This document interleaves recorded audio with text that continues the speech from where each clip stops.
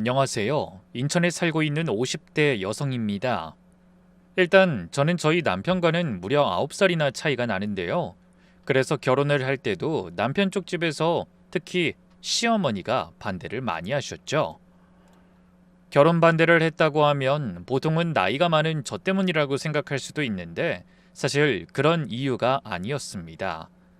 오히려 반대로 저를 걱정하신 시어머니가 제게 결혼 생각을 접으라고 하셨거든요. 실제로 결혼 허락을 받을 때부터 시어머니는 이렇게 말씀하셨죠. 아가씨, 곡해하지 말고 들어줘요. 나 내 아들 잘 키우지도 못했고 결혼할 정도로 애가 철이 들었다는 생각도 안 들어요. 내가 결혼 다시 생각하라는 것도 아가씨 인생을 생각해서 하는 말이에요. 우리 아들 허우대만 멀쩡하지 결혼할 사람으론 충분하지 않은 사람이야. 저는 그 말에 최대한 예의 있게 대꾸했습니다. 정말 모든 게 다 괜찮습니다. 제 나이가 문제가 아니라면 꼭 이 사람이랑 결혼하고 싶어요. 시어머니는 한숨 쉬면서 본인 가슴을 치시더군요. 아유, 정말 답답하네. 도대체 얘 뭘 보고 좋아하는 건데요? 성격은 개인차가 있으니 그러려니 하지만 학력이 좋기를 해 아님 능력이 있기래. 우리 집 형편도 그리 좋은 편 아닌 거 아시죠? 그게 솔직히 말씀드리면 얼굴이요. 아가씨, 결혼을 고작 그런 걸로 한다는 거예요? 지금 자기 팔자 자기가 꼬는 거야. 죄송합니다. 하지만 솔직하게 말씀드린 거예요. 이 사람이랑 살면 매일이 행복할 것 같아서요. 화가 나도 참을 수 있고 싸우고 싶지도 않을 정도로 잘생기긴 했잖아요. 아이고, 기가 막히네. 세상에나. 일륜지대사를 그렇게 결정했다고요? 말이 되는 소리를 해야지. 그리고 외모 괜찮은 건 잠깐이에요. 내가 겪어봐서 알아.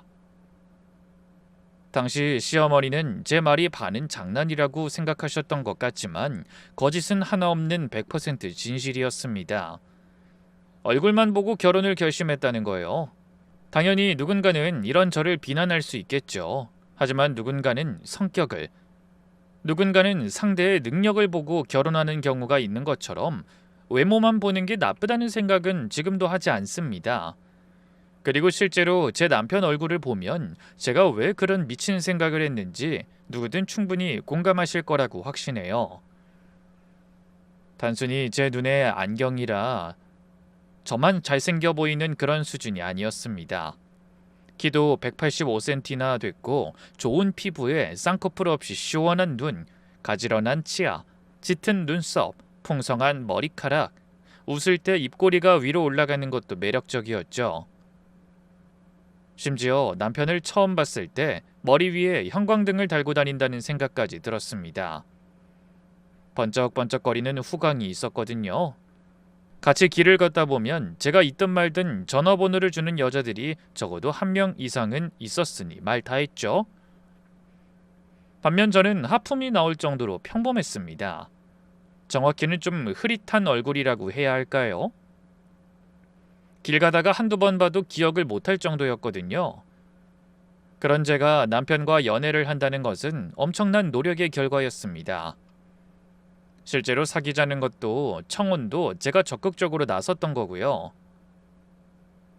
나랑 결혼만 하면 정말 손에 물 한 방울 안 묻힐게. 백수가 되면 내가 먹여 살릴 거고. 검은 머리카락이 팥뿌리가 될 때까지 당신한테만 헌신할 거야. 약속해. 저희 부모님도 제가 먼저 이런 식으로 청혼했다는 걸 알고 노발대발하셨습니다. 네가 미치지 않고서 그딴 식으로 청혼을 먼저 해? 넌 여자가 자존심도 없니? 아무리 좋다고 해도 얼굴 뜯어먹고 살 거야? 얼굴 뜯어먹고 살 거야. 그게 뭐 어때서? 저희 어머니는 제 등짝을 몇 대나 때리시더니 짜증스럽게 말했죠. 내가 정말 못 살아. 너 나중에 후회한다. 우리한테 왜 안 말렸냐는 그런 말 입 밖으로 꺼내기만 해봐. 얼굴 멀쩡한 거? 그게 몇 년이나 갈 것 같아. 그리고 얼굴값 한다는 말은 못 들어봤니? 나중에 여자 문제라도 생기면 너 어쩌려고? 그걸 다 견디겠다는 거야? 연애할 때도 충분히 겪어서 그 정도는 견딜 수 있거든. 그리고 설령 뒤통수 당하더라도 잘생겨서 그런 건 이해라도 하지. 막말로 못생긴 사람이 바람 피우면 더 열받지 않겠어? 아빠도 소시적에 바람 피웠다며. 그거 보면 얼굴이랑 큰 관계 없지 않아? 엄마가 그랬잖아. 이거 말이나 못하면 내가 그땐 그냥 한 말이고. 사실 저희 아버지가 못생긴 편이었는데 그놈의 첫사랑을 못 잊어서 몇 번 연락하다가 걸린 전적이 있었거든요. 두 분이 그 일로 이혼하신 건 아니었지만 어머닌 잊을만 하면 그때 일을 꺼내곤 하셨습니다. 그리고 그때마다 어린 저를 잡고 이런 말씀도 하셨죠. 차라리 얼굴이라도 잘생긴 놈 만나서 시집을 갈걸. 그저 근면성실한 거 하나 보고 결혼했더니 첫사랑도 꾸준하고 성실하게 못 잊고 질질 끌 줄 몰랐지. 넌 엄마처럼 살지 말고 얼굴 보고 잘생긴 놈 만나. 남자 어차피 거기서 거기야. 우습게도 그런 말을 했던 장본인조차 제 남편 얼굴을 보더니 제 결혼에 회의적이 된 겁니다. 정확히는 기생오라비처럼 생겼다면서 바람을 피울 수밖에 없다고 하시더군요. 물론 저는 시어머니나 우리 어머니 말씀을 듣지 않았어요. 우려고 걱정이고 일단 내가 좋아서 결혼을 강행했던 거라 솔직히 후회하지도 않았습니다. 비록 시어머니 말씀처럼 남편이 철도 없고 음주가무에 친구 만나는 걸 좋아하긴 했어도 모든 게 다 용서가 됐거든요. 물론 결혼 내내 속을 끓인 건 사실이었습니다. 각오하긴 했지만 이 유부남이라는 걸 모두 알고 있음에도 불구하고 신혼 초에는 접근해오는 여자들이 있었거든요. 너무 많아서 생각도 다 나진 않는데 그중에 충격적인 사건 하나를 떠올리면 제 친구가 제 남편을 유혹하려고 한 사건이 있죠. 당시 신혼 초에 신혼집을 얻었는데 그 아파트에 이미 제 친구 하나가 살고 있었어요. 우연히 그걸 알게 되었을 때 정말 좋아했죠. 우리 비슷한 시기에 결혼했으니까 아이 낳으면 서로 돌봐주고 할 수 있어서 좋겠다. 어머, 정말 그러네? 이러다가 사돈 되는 거 아니야? 중학교 때부터 쭉 알고 있던 오래된 친구였고 이미 제 남편과도 안면이 있던 사이라 크게 의심하지 않았는데 문제가 생긴 건 친구 남편이 회사 여직원과 바람이 나면서부터였습니다. 그 일로 이혼은 하지 않았는데 싸움만 하면 우리 집에 와서 눈물을 찍어댔죠. 그 인간 결혼할 땐 나 좋다고 그렇게 쫓아다니더니 고작 몇 살 어린 게 꼬리 좀 쳤다고 넘어가는 게 말이나 되니? 씹어먹어도 시원치가 않아. 회사 그만뒀다는데 뒤로 몰래 연락하는 것 같고 이제 얼굴만 봐도 토할 것 같아. 망할 인간. 차라리 이혼하는 게 좋지 않을까? 그렇게까지 힘들면 아이 없을 때 갈라서는 게 어때? 저는 초반엔 말리고 위로도 해주고 같이 울어도 좋습니다. 하지만 그것도 한두 번이지 매번 저한테 감정을 푸니 힘들어서 그날은 좀 차갑게 말을 했던 거였죠. 그런데 그 말을 하자마자 저를 죽을 듯이 째려보면서 이러는 겁니다. 너 일 아니라고 쉽게 말하네? 그럼 넌 너희 남편 바람나면 잘 가세요. 두 사람이서 행복하세요 할 수 있을 것 같아? 나만 빠지면 그 둘이 다시 붙을 텐데 누구 좋으라고? 아니, 난 너 생각해서 그런 거지. 너무 힘들어하니까. 그렇게 들렸다면 미안해. 됐어. 앞으로 너한테 이런 말 안 하면 되는 거잖아. 저한테 결혼하더니 변했다, 친구 관계가 얄팍하다며 난리를 부리더니 그 뒤부턴 제 남편에게 연락을 하기 시작하더군요. 저와 가장 친한 친구라는 걸 알기에 남편도 몇 번 연락을 받아준 모양인데 집안에 일이 생길 때마다 제 남편을 찾기 시작한 겁니다. 처음에는 형광등 교체해달라, 무거운 짐을 옮겨달라는 부탁 정도가 다여서 대수롭지 않게 생각하고 말았어요. 그런데 어느 날 새벽에 몇 번이나 전화가 와서는 집에 도둑이 들었나 봐요. 너무 무서워서 그런데 제발 좀 와주세요. 라고 하는 겁니다. 잠결에 저도 그 소리를 들어 옷을 주워 입고 남편과 함께 친구 집으로 향했죠. 집은 온통 엉망이 되어 있긴 했는데 경찰도 부르지 않고 친구는 거의 헐벗은 상태더군요. 남편이 경찰을 부르려고 하니까 친구가 태연하게 이렇게 말했습니다. 됐어요. 없어진 것도 없고 남편이 알면 걱정할 텐데 신고는 하지 마세요. 얼굴은 화장을 떡칠하고 실크 잠옷 하나 걸친 친구를 보니 확실히 알겠더라고요. 저게 내 남편한테 꼬리를 치는 거구나 라는 걸요. 그래서 일단 저는 남편 단속을 먼저 했습니다. 워낙 자주 있는 일이었기에 거의 패턴이었기 때문에 남편도 바로 수긍하더군요. 일단 걔 휴대전화부터 차단해. 문자, 카카오톡까지 싹 다. 알았어. 근데 여보, 당신 친구 이혼한 것도 아닌데 이렇게까지 해야 해? 일단 유부녀인데 우리 오해가 아닐까? 저는 답답해서 앓는 소리를 내며 대답했죠. 내가 그 정도 눈치도 없을까? 새벽 3시에 실크 잠옷 입고 화장하고 잠드는 여자가 세상 천지에 어딨어? 그리고 하필이면 걔 남편이 출장 갔을 때 당신 불러낸 이유는 또 뭐고? 신고하려는 것도 못하게 막은 게 제일 이상해. 도둑이 들었는데 봐도 모를 거라니? 아니, 내 말은 그 친구 남편도 바람 피워서 그렇게 힘들어했는데 설마 본인도 그러겠나 하는 생각인 거지. 상처를 받았다고 똑같은 짓을 하려고 하겠어? 그건 나도 모르지. 근데 여자의 감이라는 게 있어. 일단 내가 시키는 거 하고 앞으로는 걔 마주쳐도 일상적인 대화 이외에 따로 뭘 돕는다거나 그 집에 들어가면 안 돼. 알았어? 알았어. 다행히 그 일 이후에는 큰일은 벌어지지 않았습니다. 거의 2달 넘을 동안 친구에게 연락이 오는 일도 없었고 남편도 제 친구와 마주친 적이 없었다고 했고요. 그래서 저도 속으로 내가 괜히 오해했나? 그래, 설마 기분 탓이었나 보다 하고 넘기고 말았죠. 그런데 하필이면 안심하고 넘어가니 일이 터진 겁니다. 저와 외출 후 주차하고 들어오겠다는 남편이 하도 안 들어와서 몰래 담배라도 피우나 싶어 쫓아나갔다가 보고 말았죠. 제 친구가 제 남편을 꽉 안고 있는 모습을 말입니다. 당연히 저는 화가 나서 두 사람을 바로 뜯어놨고 친구의 어깨를 밀치며 소리를 질렀죠. 야, 너 진짜 미친 거 아니야? 돌았니? 어떻게 친구 남편한테 이렇게 천박하게 굴어? 그랬더니 친구가 반쯤 풀린 눈으로 절 보며 대꾸하더군요. 너희 남편이라니? 우리 남편인데 무슨 소리 하는 거야? 너 취한 척하는 거야? 내가 너 주량을 아는데 사람을 헷갈릴 정도면 지금 이렇게 서 있지도 못하잖아. 어디서 발뺌을 해? 제 말에 친구는 고개를 저으며 터덜터덜 집으로 돌아가더군요.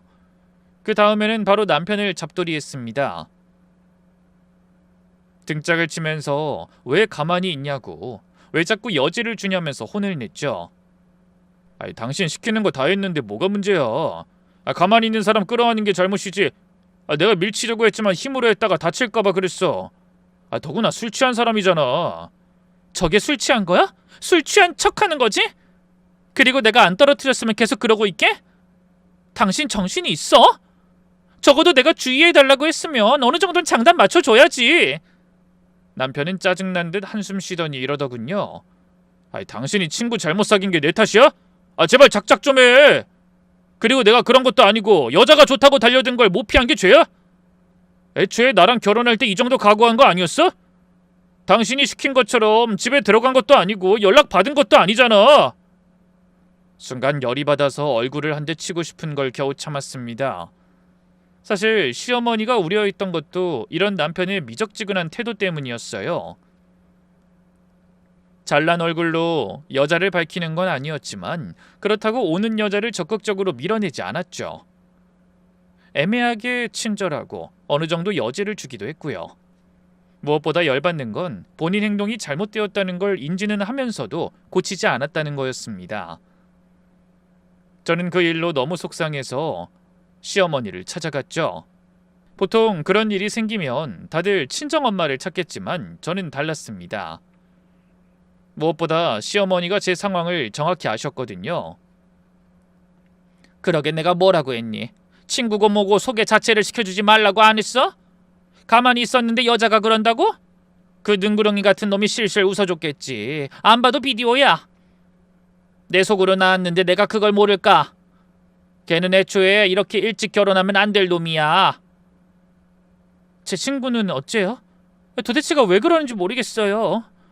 걔 남편한테 다 일러버려. 어차피 이렇게 된 거 친구로 계속 지낼 수도 없는 노릇 아니니.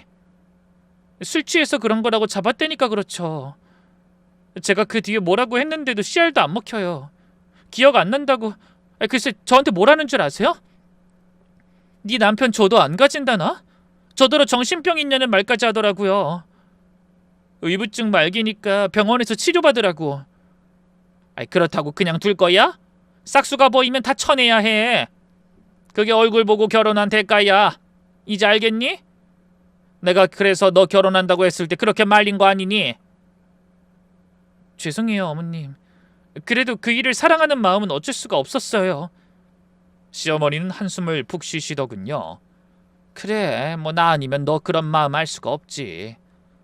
나도 내 남편 때문에 고생을 얼마나 했는지 알지. 멀끔한 얼굴에 오는 여자는 막지도 않는 두루뭉술한테도 아주 그 핏줄을 제대로 이어받아서 속 끓이는 아들까지. 한두 해는 어떻게든 참고 지내지만 그게 오래되면 가슴에 다 쌓여서 암이 되는 거야. 날 봐라. 난 지금도 예전 일만 생각하면 속이 뒤집혀. 사실 시어머니와 제가 말이 통하는 이유는 따로 있었습니다. 바로 시아버지와 제 남편이 놀라울 정도로 똑같았기 때문이었죠. 사진을 보니 소시적에는 남편보다 훨씬 잘생긴 얼굴이더군요. 더구나 시아버지는 여자 문제로 50대 후반까지 속을 썩이셨답니다. 갓난아이 들쳐업고 상대 여자들 머리채를 잡고 다녔다는 이야기는 수없이 들어서 저도 잘 알고 있었죠. 그래서 경험이 많은 시어머니에게 상담을 하는 것도 있었습니다. 또 시어머니는 이렇게 말씀하셨어요. 겉으로 보이는 잡초 대충 뽑았다고 안 나길 바랄 수는 없는 법이다. 그 땅 밑에 뿌리가 얼마나 깊이 있는지 알아야지. 땅을 다 파내고 약도 쳐야 비로소 잡초가 더 안 자라는 법이고. 그렇게 저는 용기를 가지고 친구에게 따지러 갔습니다. 처음에는 예전에 따졌을 때처럼 술 취해서 아무 기억도 안 난다고 이전처럼 발뺌하고 저를 의부증 환자로 몰아가기만 하더라고요. 그런데 어느 순간 악을 쓰면서 본색을 드러냈습니다. 그래, 누울 자리 있어 보여서 발 좀 뻗었다. 왜? 그게 뭐가 잘못이니? 너 지금 유부남, 그것도 친구 남편한테 그런 게 자랑이라고 하는 소리야? 뭐가 잘못? 내 남편도 유부남이었지만 바람피웠는데 나라고 못할 이유 있어? 그리고 막말로 너랑 그 사람이랑 어울린다고 생각해? 너같이 생긴 사람도 그런 남자랑 사는데 왜 나는 못생긴 남편 만나서 마음고생까지 해야 되는 건데? 나도 억울하고 답답해서 그랬어. 지금 그걸 말이라고 하니? 미친 거 아니야? 제가 어이없어하니 친구가 픽하고 웃더군요. 너희 남편 얼굴 때문에 접근한다고 착각하지 마. 정확히는 너 때문에 접근한 거니까. 다른 여자들도 아마 그럴걸? 내가 장담해. 그게 무슨 말이야? 나 때문이라니? 너 같은 애랑 저런 남자가 결혼했는데 나 정도면 넘어오겠다 싶은 거지. 솔직히 너 때문에 만만해 보인 건 사실이거든.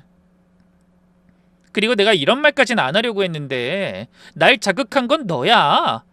내 남편 때문에 힘든 거 뻔히 알면서 이혼하라는 말에 그렇게 쉽게 짓거리지 말았어야지.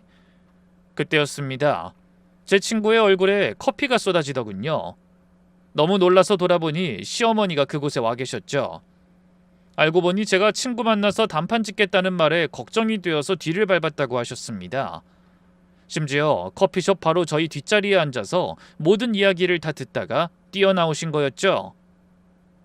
시어머니는 빈 커피잔을 테이블 위에 딱 내려놓고는 싸대기를 한 대 날리더군요. 그리곤 놀란 친구의 멱살을 잡고 당기시며 말씀하셨죠.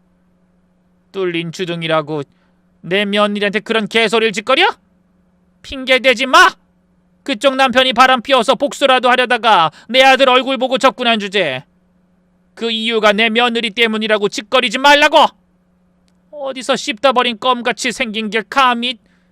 이봐요, 미쳤어요? 놔요! 못 놔. 너 한 번만 더 그 입에서 그런 개소리 짓거리면 그땐 너 직장으로 찾아갈 거야. 직장이 없어? 그럼 너희 부모한테 찾아가서도 똑같이 해줄 거야. 어디 한번 그쪽 부모 앞에서도 당당하게 내 며느리 때문에 친구 남편한테 꼬리치려고 했다고 말할 수 있는지 보자. 왜? 내가 못할 것 같아? 그럼 어디 더 짓거려 보시든가. 시어머니는 멱살을 놓으면서 손에 묻은 물기를 툭툭 털더니 이렇게 덧붙였습니다. 그쪽 결혼 생활이 망했다고 친구 결혼 생활도 개똥밭으로 끌어내리고 싶은 것 같은데 죽으려면 혼자 죽어. 다른 사람 인생까지 똥칠할 생각 말고. 그리고 다음엔 커피물로 안 끝나니까 또 덤비려면 각오하시고. 와, 그때 정말 실행만 하지 않았지 기립박수라도 치고 싶을 정도로 시어머니가 멋있더군요. 친구는 벌겋게 달아오른 얼굴로 씩씩거리다가 도망쳤고 그 뒤로는 제 남편 근처에 얼씬도 하지 않았죠. 하지만 시어머니는 거기서 끝내지도 않았습니다. 얼마 안 가서 친구 남편에게까지 찾아가서 아내 단속 똑바로 하라는 말로 쐐기까지 박으셨거든요. 제가 꼭 이렇게까지 해야 하냐고 물어보니 시어머니는 오히려 이 정도면 양반이라고 하셨습니다. 그년이 누울 자리를 보고 다리를 뻗어본 거라고 했지? 그게 틀린 말도 아니야. 어정쩡하게 넘어가면 또 뻗고 싶어 다리가 근질거릴 테니까 아예 잘라낼 수도 있다는 걸 보여주는 게 중요해. 알았니? 그리고 너 앞으로 이런 일 생길 때마다 어떻게 그럴 수 있나 묻지도 마. 바람 피우는 것들한텐 일반적인 사람 생각을 대입하지 말라는 소리다. 실제로 그 일 이후에 저는 시어머니를 친정엄마보다 더 잘 따르기 시작했습니다. 시댁 형편이 좋은 상황이 아니라 금전적으로 지원해주는 식으로요. 주변에서는 시댁에 그렇게까지 할 필요 없다고 하는 사람도 있었지만 시어머니라는 존재 자체가 제겐 엄청난 자랑거리가 되어줬던 게 사실이었습니다. 막말로 아무리 객관적인 사람이라고 해도 자기 자식 일에 안으로 굽지 않는 팔이 어딨나요? 보통의 시어머니였다면 며느리인 저한테서 문제를 찾았을 거고 아들 단속도 제대로 못한 죄를 묻는 경우가 허다할 겁니다. 하지만 저희 시어머니는 특별했고 완전히 저를 이해하는 유일한 사람이 되어준 거죠. 하루는 남편이 묻더군요. 당신 우리 엄마랑 쇼핑하러 다니고 요가인지 뭔지도 하러 다녀? 주말에만. 왜? 들어보니까 무슨 피부과도 결제해줬다고 하던데 그거 엄청 비싼 거 아니야? 그 정도는 나한테 무리도 아니고 해드리고 싶어서 하는 거야. 다음 휴가에는 해외여행 같이 갈 생각이야. 어머님 생신 겸? 일정 맞춰보려고. 왜 이상해? 그럼 이게 안 이상해? 다른 여자들은 시어머니라면 질색을 한다는데 어째 당신은 반대야? 무슨 친구처럼. 그리고 아빠가 그러던데 엄마 씀씀이가 엄청 커졌다고. 내가 따로 용돈 약간 챙겨드리고 있어서 그래. 어머님도 이참에 좀 여유롭게 살면 좀 좋아? 그래 뭐 그야 그렇지. 그래도 너무 무리하지 마. 나중에 습관되면 어쩌려고. 괜찮아. 난 어머님 너무 좋아. 자발적으로 하는 거니까 당신은 신경 안 써도 돼. 내 능력 알잖아. 이게 부담스러우면 시작도 안 했지. 그 말은 진심이었습니다. 까놓고 말해서 저의 외모는 평범했지만 능력은 좋은 편이었거든요. 어린 나이부터 저희 친오빠와 인터넷 쇼핑몰 사업을 시작했고 벌이가 제법 좋았습니다. 저는 마케팅에 소질이 있었고 친오빠는 컴퓨터를 잘 다뤄서 가능했던 일이고요. 적어도 제 나이 또래 중에 저보다 돈을 잘 버는 사람을 찾기 힘든 정도는 되고요. 반면에 시댁의 사정은 굉장히 좋지 않았습니다. 정확히는 가난이 되물림되었다고 볼 수 있는데 살림이 좀 나아질 것 같을 때면 일이 터져서 빚을 진 경우였죠. 남편도 사회초년생부터 열심히 돈을 모았는데 시어머니가 암투병을 오래 하시게 되면서 어쩔 수 없이 대학까지 포기했다고 들었습니다. 그렇게 20대의 대부분은 빚을 갚는 데 써버리고 삶에 지쳐 있을 때 제가 그 사람 곁에 있어주면서 상황이 조금씩 나아지게 된 거였죠. 애초에 시작부터 그 사람 집안 사정을 다 알고 시작한 거라 저는 아무렇지 않았습니다. 하지만 남편은 저와 생각이 달랐던 것 같아요. 지금 와서 생각하면 저에 대한 고마움도 있었겠지만 그만큼 자존감이 떨어지게 될 수밖에 없었던 거죠. 그런데 문제는 떨어진 자존감을 채우기 위해 남편이 선택한 방법이 잘못되었다는 겁니다. 앞서 제 친구에게 그랬던 것처럼 여지를 남기며 자신의 인기를 즐겼거든요. 실제로 그 뒤에도 남편에겐 그런 일이 종종 있었고 어김없이 제 속을 뒤집어 놓고 나서야 끝이 나곤 했죠. 그래서 싸우기도 많이 싸웠어요. 당신 정말 언제까지 이렇게 할 거야? 내 속을 이렇게 뒤집어야 속이 시원하니? 카풀? 회사 다니면서 꼭 여직원이랑 같이 출퇴근을 해야겠다는 거야? 직장 상사가 신입 직원에게 그 정도도 못할 이유 있어? 기름 한 방울 안 나는 나라에서 같은 회사 다니는 직장 동료 좀 돕겠다는 게 뭐가 나빠? 내가 싫다고 하잖아. 그리고 그 아가씨 당신한테 사적으로 문자까지 하고 있는데 말리진 못할 망정 이젠 아예 대놓고 같이 다니겠다고?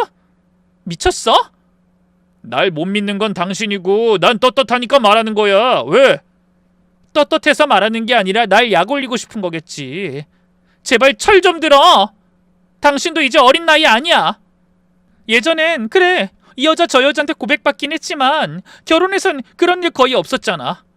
근데 오히려 결혼하고부턴 더 여지를 주는 건 당신이야.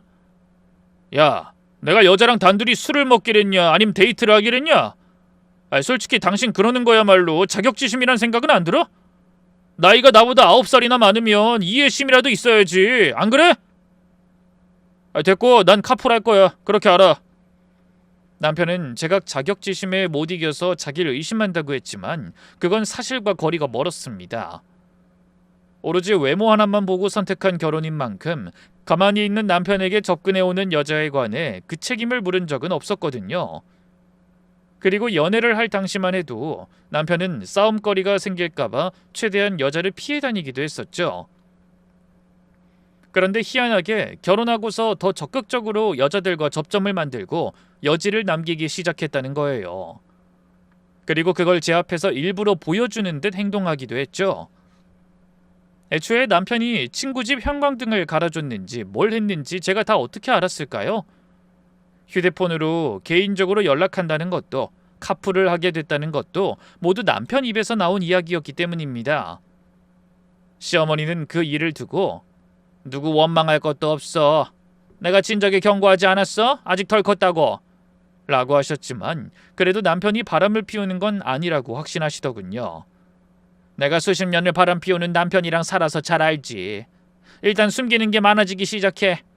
휴대폰을 손에 쥐고 산다던가, 알람 소리에 뜨끔해서 슬쩍 보러 간다든가. 그런 적 있어? 아니요, 그런 건 한 번도 없었어요. 제가 남편 휴대폰으로 배달도 시키는데. 그리고 두 번째, 돈 씀씀이가 이전이랑 달라지기 시작하지. 월급을 숨긴다던가 갑자기 카드 할부금이 차이가 커진다든가. 혹시 우리 아들도 비상금 만들어서 쓰고 그러니? 저는 고개를 저었습니다. 제가 충분하게 용돈 주고 있어서요. 그리고 현금을 따로 챙겨주는 거 말고 제 카드를 쓰게 해서 딱히 비상금을 모으는 것도 안 해요. 제 말에 시어머니는 박수를 딱 치더군요. 그럼 우리 아들이 심통이 난 거네. 걔도 이제 나이 들었나 보다. 그게 무슨... 혹시 제가 돈을 더 벌어서 잘난 척해서 기분이 불쾌한 걸까요? 너희 집이랑 우리 집이랑 애초에 차이 나는 거? 그리고 네가 버는 돈이랑 내 아들 고만고만한 월급이랑 차이 나는 것은 뭐 자존심이 상하긴 해도 크게 상관은 없을 거야. 그걸 모르고 시작한 결혼도 아니고. 그게 아니라 그놈이 내세울 건 인물뿐인데 결혼하고 나서 살도 좀 오르고 이전 같진 않잖아. 그래서 덜컥 겁이 난 걸 수도 있지. 네? 설마요. 저희 남편이요? 솔직히 까놓고 지금 하는 짓 좀 봐라. 당신 바짝 긴장해. 나 아직도 안 죽었어. 이거 아니니? 내 남편도 딱 40대 접어들고 그 지랄하고 다녔어. 운동하고 갑자기 옷도 제대로 입기 시작하고 여자들한테 여지를 줄줄 흘리면서 다니기 시작했다고. 그런 그 피가 어디 가겠어? 몸만 컸지 아직 애랑 똑같은 게 사내란 족속들이야. 어디 내 말이 틀린가 봐라. 솔직히 그 말을 들으니 내심 안심이 됐습니다. 약간 유치하다는 생각이 들긴 했지만 남편이 어린아이처럼 떼를 쓰는 것 같아서 귀엽기도 했죠. 무엇보다 시아버님과 남편이 꼭 닮았다면 한편으론 안심도 되긴 했습니다. 젊은 시절에는 여자 문제로 속을 썩이긴 하셨어도 현재는 시어머니 말이면 껌뻑 죽는 애처가였으니까요. 실제로 시어머니는 이전 일을 들먹이시며 시아버님을 무척이나 부려먹으셨는데 대부분의 집안일을 시아버님 혼자서 할 정도였죠. 당신 설거지가 이게 뭐야? 내가 매번 말했지. 물에 불려서 제대로 닦으라고. 여보, 나도 한다고 했는데 가끔 실수를 할 수 있잖아. 예전에 당신 바람 피울 때도 실수라고 하곤 했지. 실수? 그건 입버릇이니? 여자들 궁뎅이 주무를 때처럼 꼼꼼하게 좀 하시라고. 알았어. 근데 며느리 앞에서까지 그런 말은 좀... 평생 당해봐야지. 그래도 내 원통한 이 한은 안 풀려. 알아? 말이 좀 험하긴 하지만 막상 실제로 두 분을 보면 과거에 그런 일이 있었다는 생각이 들지 않을 정도였어요. 시아버님은 가정적으로 보였고 시어머니도 장난을 섞어서 화를 내셨으니까 오히려 보기 좋았습니다. 그래서 저는 남편의 40대를 좀 참아보기로 결정했죠. 일부러 제 속을 뒤집어도 부처처럼 허허 웃고 넘길 수 있는 경지까지 다다른 겁니다. 여보, 나 오늘 여직원한테 고백받았어. 내가 좋다나? 유부녀인데 회사에서 따로 만나고 싶다는 식으로 접근하더라고. 아, 진짜 왜 이렇게 내 삶은 피곤한 건지. 전 애써 미소로 화답했죠. 그랬구나. 그 여자도 참 대단하네. 당신이 알아서 잘할 거라고 믿어. 뭐? 그게 다야? 믿는다고? 그 여자가 나한테 문자도 개인적으로 엄청 보냈어. 전화도. 고백했으니까 조급한가 보네. 기분 나쁘지 않아? 기분 좋은 건 아니지. 하지만 내가 남편인 당신을 안 믿고 누굴 믿겠어? 왜 화를 안 내? 그러니까 더 이상하잖아. 당신이 잘생긴 걸 내가 어떻게 화를 내? 매력적이면 어떤 여자든 혹할 수 있는 거지. 그 뒤로 저는 남편이 카풀을 하든 여자한테 고백을 받든 신경을 쓰지 않고 넘겼습니다. 물론 한편으로는 불안함이 있긴 했지만 제가 견딜 몫이라고 생각하게 됐죠. 외모 하나만 보고 결혼한 제 잘못이 있었으니 그런 유치한 짓은 다 포용해줄 참이었던 겁니다. 아무리 저를 자극해도 저건 가짜다. 자존감을 채우려고 하는 유치한 행동이다. 속으로 삼키고 말았죠. 그런데 어느 순간부터 이상한 징조가 보이기 시작했던 겁니다. 당신 휴대폰에 비밀번호를 걸어놓은 거야? 그냥. 요즘 휴대폰 잃어버리면 그걸로 막 통장도 개통하고 신용불량자까지 되는 경우 흔하잖아. 휴대폰이 신분증이나 다름없는 시대에 살면서 너무 안일했던 것 같아서. 조금 이상하긴 했지만 남편의 말이 틀린 것도 아니라 그냥 넘어갔죠. 하지만 앞서 시어머니가 경고한 진짜 바람을 피우는 사람들이 하는 짓을 남편이 하기 시작한 겁니다. 이를테면 휴대폰을 들고 다닌다거나 벨소리에도 깜짝깜짝 놀라는 행동이었죠. 뿐만 아니라 회사가 끝날 시간이 한참 지나서 초췌한 몰골로 집으로 돌아오기도 했습니다. 그러다가 금전적인 문제까지 생기게 되면서 저는 더는 참지 못하게 되고 말았죠. 당신 도대체 요즘 왜 그래? 저번 달에도 월급 안 주기에 그러려니 했는데 이번 달에도 그러고 심지어 카드값은 왜 이렇게 많이 나온 건데? 당신 내 카드로 현금 서비스까지 받았네? 그냥 쓸 곳이 있었어. 갑자기 왜 그래? 언제 나 믿는다면서. 그리고 내 월급 해봤자 얼마 되지도 않는데 꼭 받아야 되나? 그 돈 가지고 치사하게 굴 거야? 뭐 치사? 지금 말 다 했어? 우리가 월급이 아무리 차이가 나도 우린 부부야. 내가 돈 관리하는 건 결혼 전부터 당신이 원했던 거고. 근데 이제 와서 쓸 곳이 있었다? 그걸 핑계라고 되는 거야?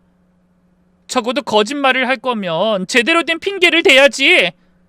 현금 서비스 어디에 썼어? 그냥 좀 썼어. 몰라. 쓸 곳 있었다고 하잖아. 저는 기가 차서 헛웃음을 흘렸습니다. 진짜 미쳤구나. 당신 진짜 바람났니? 뭐? 지금 나한테 바람을 피웠다고 하는 거야? 요새 잠잠하더니 또 그래? 그럼 내가 의심 안 하게 생겼어? 매번 늦게 들어오고 전화 오면 화들짝 놀라질 않나? 휴대폰 손에 쥐고 그것만 들여다보고 있는 거 내가 모를 줄 알아? 날 바보로 아니? 그런데 이젠 돈까지 뒤로 쓰고 나 몰라라는 상황에서 내가 뭘 어떻게 생각해야 하는데? 아니라고. 그냥 아니라고 하면 좀 믿어라. 당신이 이제까지 나한테 한 것들을 생각해봐. 내 친구 집까지 들락거리면서 여지 남기고 술 취했다는 이유로 뿌리치지도 않고 여직원이랑은 카풀하고 다니고 여기저기 고백받을 때마다 전화번호 누가 달라고 할 때마다 나한테 약 올리듯 보고하지 않았어? 믿음? 이런 짓거리 하면서 믿어달라고 하면 내가 그렇구나 하고 다 믿어줘야 하니? 저는 서러움에 결국 눈물을 터뜨리고 말았습니다. 저도 알죠. 그 모든 게 제가 자초했고 각오했던 일이라는 걸요. 하지만 그걸 다 견디는 것도 한두 번이지 결혼 생활 내내 남편이 그런 행동을 하는 게 실은 너무 힘들었습니다. 저도 여자고 온전하게 사랑받고 싶고 불안에 떨고 싶지 않았으니까요. 그래서 그때는 참아왔던 걸 다 터뜨린 거였죠. 그러자 남편도 놀랐는지 그제야 돈을 어디에 썼는지 실토하기 시작한 겁니다. 사실 우리 엄마가 급전이 필요하다고 해서 드린 거야. 거짓말하지 마. 어머님은 내가 알아서 돈 챙겨드리고 있는데 무슨 돈? 내가 거짓말을 왜 해? 우리 엄마랑 당신 사이 뻔히 아는데. 엄마 쪽팔릴까봐 숨기려고 한 건데. 우리 엄마가 쓴 돈이 맞아. 전화해서 확인해도 좋아. 남편 말처럼 시어머니를 찾아가 물으니 자신 때문에 쓴 돈이라고 하긴 하시더군요. 하지만 그때의 표정은 확실히 뭔가를 숨기는 사람처럼 느껴졌습니다. 저 대신 제 친구를 응징해줬던 시원시원한 이전의 시어머니와는 달랐죠. 더구나 시어머니는 제게 성질까지 내시더군요. 언젠 돈 같은 건 신경 쓰지 말라고 해놓고 이제 와서 나한테 쓴 돈이 아까운 거니? 그러니 내 아들 쥐잡듯이 잡아서 내가 범인이라는 거 밝힌 거 아니냐 이 말이다. 쥐잡듯이 잡은 게 아니라요. 그의 행동이 진짜 너무 수상해서 그래요. 진짜 바람이라도 피우는 사람처럼. 바람? 너 그거 의부증이야. 내 아들 바람 피운 증거 있어? 저는 발작하듯 소리를 치는 시어머니의 목소리에 놀라고 말았죠. 어머님, 왜 그렇게 화를 내세요? 내가 무슨 화를 냈다고 그래? 됐고, 그리 돈 아까우면 다신 그런 짓 안 할 테니 앞으로 쪼르르 와서 내 아들 욕하는 짓도 하지 마. 나이가 그만큼 먹었으면 이해하고 좀 넘어가기도 해야지. 달달 볶고 가뜩이나 힘든 애 숨통 조이지 말란 소리다. 알겠니? 순간 생각이 많아지더군요. 언제까지나 제 편일 거라고 생각했던 시어머니의 변화가 제겐 너무 큰 충격이었기 때문이었죠. 남편의 이상 행동, 거기에 갑자기 아들을 감싸는 행동까지 정말이지 미쳐버릴 것 같았습니다. 솔직히 그때 당시 제 마음은 뭐라고 설명하기 힘들었어요. 남편이 바람을 피웠다는 확증을 잡고 싶다는 마음과 차라리 모르고 지나가길 바라는 마음이 공존했던 겁니다. 저도 제가 바보 같다는 걸 알지만 다른 사람들처럼 이혼하고 관계를 정리한다는 것 자체가 머릿속으로 그려지지 않더라고요. 너무 무서워서 혼자 울기도 많이 울었죠. 결국 털어놓을 곳이 없어서 친정으로 갔더니 어떤 시어머니가 며느리 편을 들어. 팔이 안으로 굽는다는 옛말이 왜 있는데 이 화상아. 라며 제 등짝을 때리셨습니다. 저는 울면서 변명을 했죠. 우리 어머님은 달라. 엄마는 아무것도 모르면서 그렇게 좋다고 돈 퍼줄 때 진작에 알아봤지. 너 정신 똑바로 차려. 이혼할 때 재산 분할하면 너도 타격 있으니까 짤 때 짜더라도 증거 손에 쥐고 울라고. 누가 이혼한대? 저희 어머니는 그런 제 등짝을 또 때리셨습니다. 넌 자존심도 없어? 그리고 마음 떠는 사람 붙잡고 살겠다는 말을 이 어미 앞에서 해? 천하의 불효도 이런 불효가 없지. 내가 너 같은 걸 낳고 미역국을 쑤셔 넣었네. 아이고 속 터져. 막말로 너 박서방이 사랑한 게 죄가 아니잖아요 라며 너한테 제발 놔달라 시위하면 그거 버틸 순 있어? 아님 밖에서 애 하나 낳아 데리고 들어와서 무릎이라도 꿇으면 그럼 나더러 어쩌라고? 일단 증거 잡고 상대가 누군지 알아봐야지. 그리고 쳐낼 수 있으면 치고 그게 아니면 갈라서. 변호사 구하는 거 돈 아끼지 말고 상대 여자 머리 뜯을 생각 말고 돈 계산 제대로 해서 빈털터리로 쫓아내는 거. 그게 불륜에서의 최고의 복수야. 알아들었어? 거기다 제가 시어머니도 결국 아들 편에 설 거니까 더는 가까이도 하지 말라고 경고하셨습니다.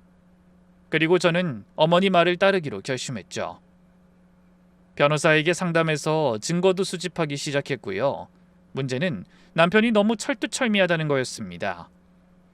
제가 의심하는 걸 알고 나서부턴 휴대폰 통화 목록을 싹 다 정리되어 있는 상태에 문자도 텅텅 비어 있었거든요. 그럼에도 저는 포기하지 않았고 드디어 기회가 오게 된 겁니다. 남편 자동차가 고장이 나서 한 달간 제 차를 빌려달라고 한 거였죠. 그래서 외부뿐만 아니라 내부 화면까지 녹화되는 블랙박스로 교체해서 빌려준 겁니다. 그렇게 한 달 후 돌려받은 차 안에 있는 블랙박스를 열어보게 됐죠. 그런데 기록 자체를 아예 지워버린 겁니다. 그때 저는 분노와 배신감에 온몸이 떨리더군요. 설마 하는 마음이 아니라 이 바람이라는 확신이 생기기도 했고요. 결국 저는 그 블랙박스 메모리를 들고 오빠를 찾아갔습니다. 쇼핑몰 사이트와 어플을 만들 정도로 컴퓨터를 잘 다루니 가능했던 거고요. 그런데 메모리 복구를 마친 친오빠의 표정이 너무 안 좋더라고요. 야, 이거 꼭 봐야겠어?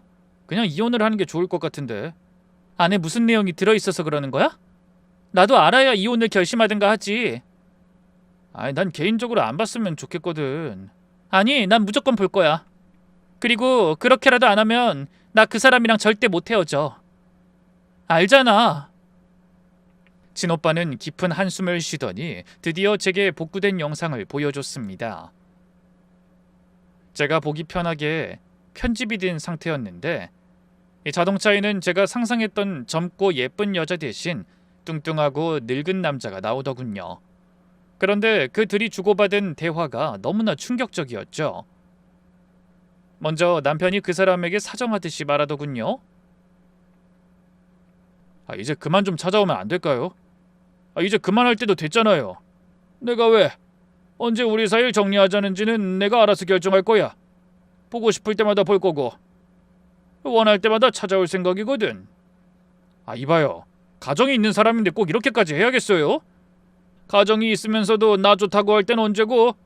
이제 와서 발 빼고 도로 가정으로 돌아가시겠다. 재밌네. 내가 장난감이야? 내가 그걸 받아들일 수 있을 거라고 생각해? 자꾸 이러시면 저도 경찰에 신고할 수밖에 없어요. 그렇게 해. 그럼 이혼도 각오해야 할 거니까. 난 절대 혼자는 안 죽어. 알아? 나한테 사진이랑 동영상이 있다는 걸 알고 말하는 거 맞지? 제대로 돈 준비해. 안 그럼 다 말한다. 곧이어 남자가 차에서 내리니 남편은 소리를 꽥꽥 질렀습니다. 앞뒤 상황을 더 보니 상대 남자 쪽에서 남편을 협박하고 있더군요. 동영상이 있다는 내용도 있었고 돈을 보냈다는 것까지 알게 됐죠. 하지만 저는 그것보다 남편의 불륜 상대가 남자라는 게 더 끔찍했습니다. 여자 머리채나 잡고 소리 지르고 끝날 줄 알았던 일이 너무나 커진 거였죠. 그래서 처음에는 생각할 시간을 좀 가지겠다고 당장 이혼하라는 친오빠에게 비밀로 해달라고 요청했습니다. 그런데 집으로 돌아와 막상 남편의 뻔뻔한 낯짝을 보고 있으니 도저히 참지 못하겠더군요. 당신 나한테 뭐 할 말 없어? 무슨 할 말? 뭐 월급? 엄마가 잠깐 쓸 일 있다고 해서. 양심이 있니? 어떻게 어머님한테 뒤집어 씌울 생각을 해?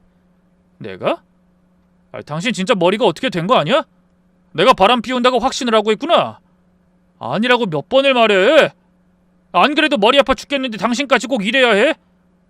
나한테 청혼할 땐 그렇게 구구절절하게 날 위해 뭐든 하겠다고 하더니 사람 숨막히게 뭐하는 짓이야? 전 그런 남편을 향해 가소롭다는 듯 웃었죠. 나 다 봤어. 당신이 지운 블랙박스 영상 복구해서 다 봤다고. 제 말에 남편은 하얗게 질려서는 바들바들 떨더군요. 당신 그걸 진짜 봤다는 거야?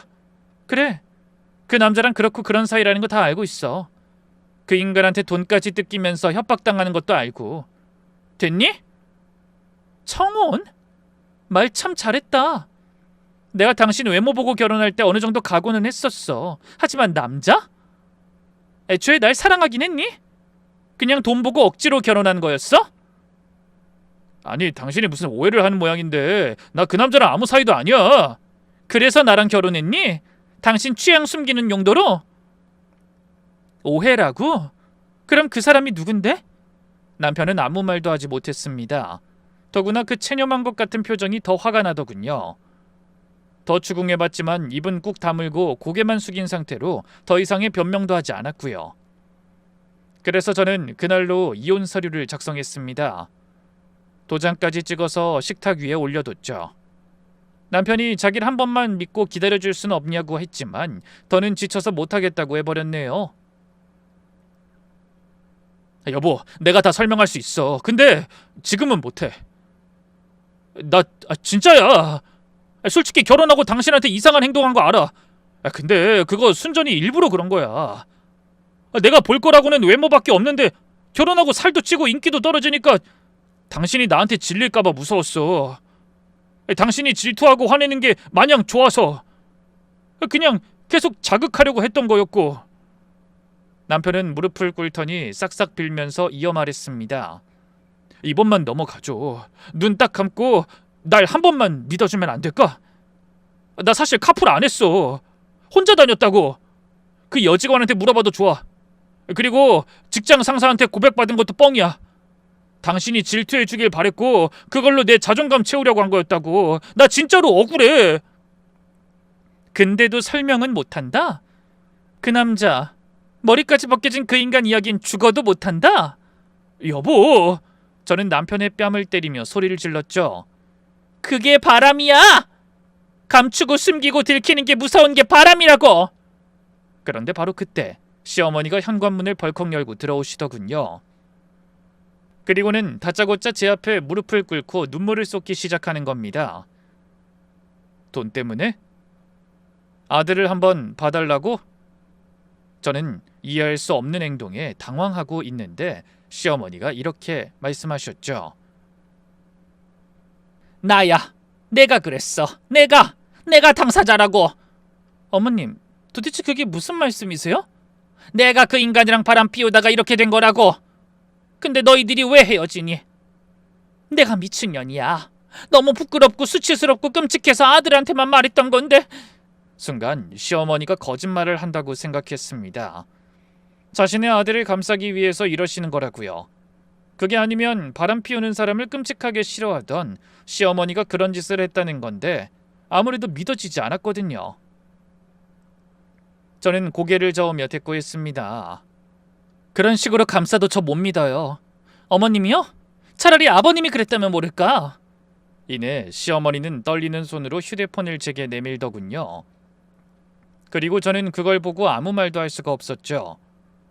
휴대폰 속에 있는 사진은 반쯤 헐벗고 있던 시어머니의 모습이었거든요. 어머님, 이게... 다 늙어서 얼마나 꼴불견인지 알고 내가 너한테 한 말들이 있으니 너한텐 차마 말을 못하겠더라.